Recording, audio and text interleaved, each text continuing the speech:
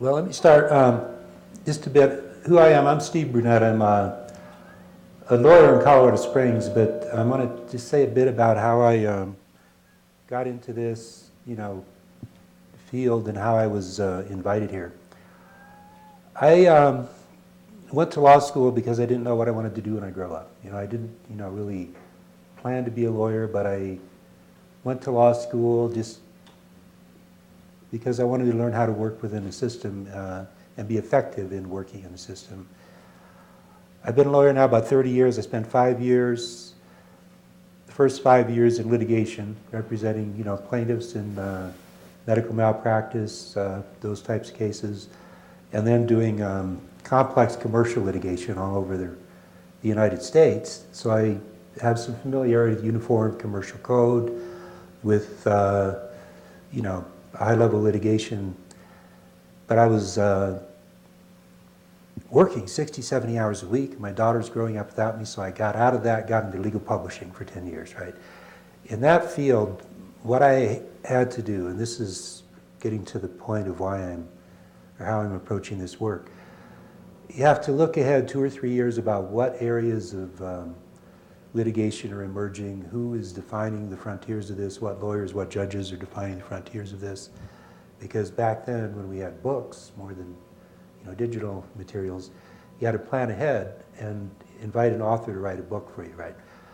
So I've approached this the same way. I've been practicing law in my hometown, Colorado Springs, since '96. I've done real estate litigation. I have a background in commercial litigation years ago.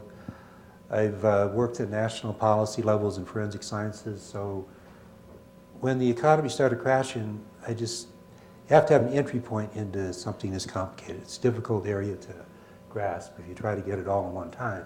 So my entry point was, okay, what effect is this going to have on homeowners, real property records?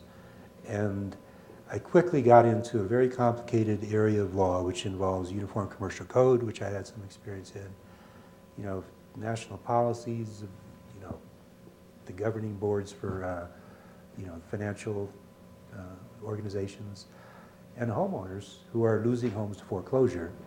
And I'd been involved in that litigation, and I knew that a foreclosure in Colorado, is not a final judgment, okay? I'm gonna start with basics here and then try to relate it to it. I knew that I'd taken houses out of foreclosure before. A judge in a Rule 120 proceeding in Colorado holds a hearing if the homeowner objects to it, but it's not really much of an adversarial hearing typically. It can be. The judges have discretion to do more than they do. And out of respect for judges, people are complaining about judges, but judges have discretion. They also have a duty to work with what's in front of them, the evidence that's in front of them. In a Rule 120 proceeding, they're being inundated with so many of them that they don't take time in most courts in Colorado to deal with all of the evidence, to get down to the basics of who owns the loan, who has the right to foreclose. They just don't get to it. And I'm not saying that that's wrong. I'm saying that they have the discretion to do that or not.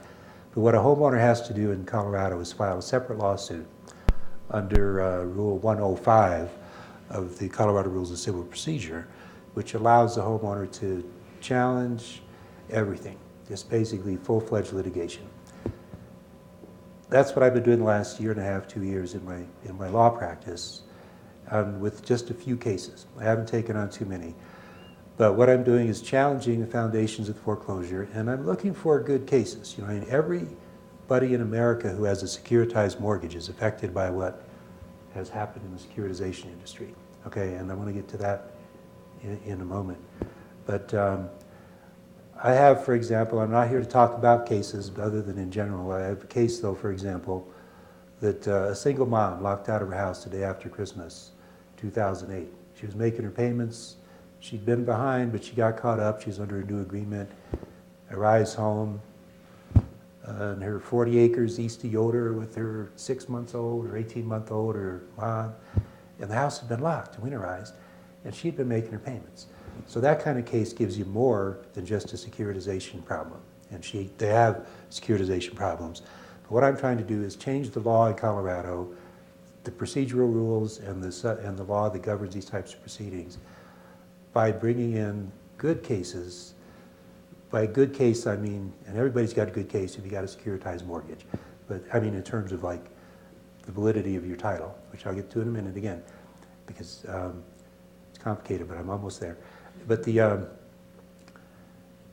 get the attention of a court, you really have to have more than just a securitized mortgage these days, you know, because everybody's got one, everybody's been affected by this, right?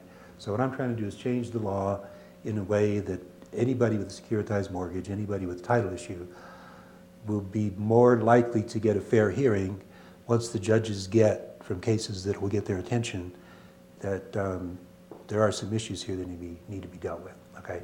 So given that, my goal is to change the law in Colorado in governing foreclosure proceedings, and I've got a lot of materials here. I brought some handouts if you want to see them.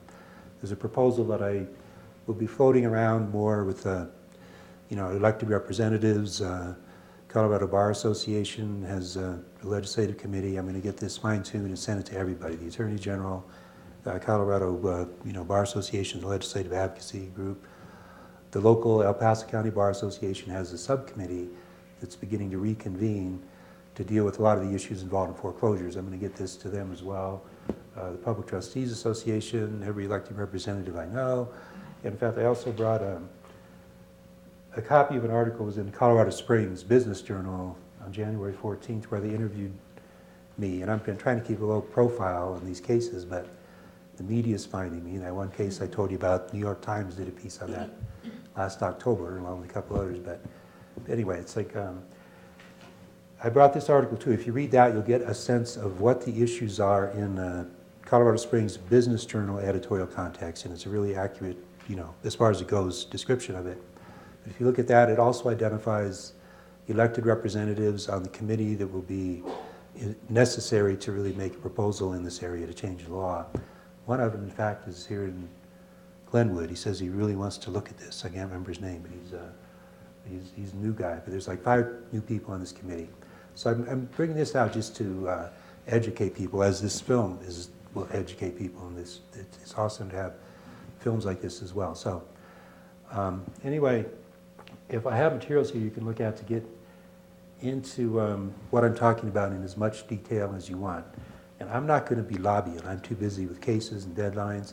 I'm going to float this out there, and you know, there's support for it already. I'm getting emails and contact from around the state about this, just because it's so interesting.